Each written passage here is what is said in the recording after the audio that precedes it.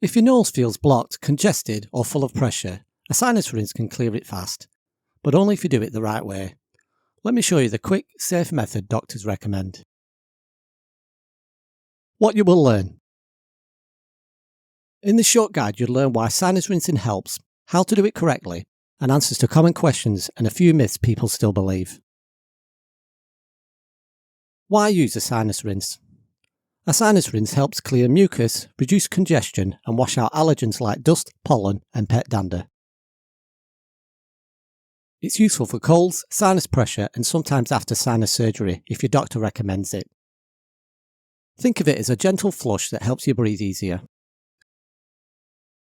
Here's a step-by-step demonstration. Step 1. Wash your hands. Step 2. Use distilled warm water and never use plain tap water. If you use tap water, boil it first and let it cool down. Step 3. Once cooled, fill the bottle to the line and add the contents of the sachet.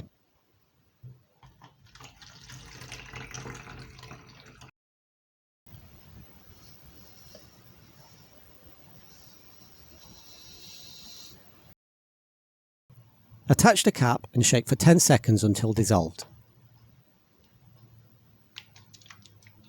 Step 4. Lean forward over the sink and keep your mouth open and gently squeeze the bottle into one nostril. The solution should flow out the other side. Use half the bottle and then switch nostrils. If a little goes down your throat, that's normal. Everything is connected. Just spit it out. When you're done, blow your nose gently and wash the bottle with warm water and dish soap.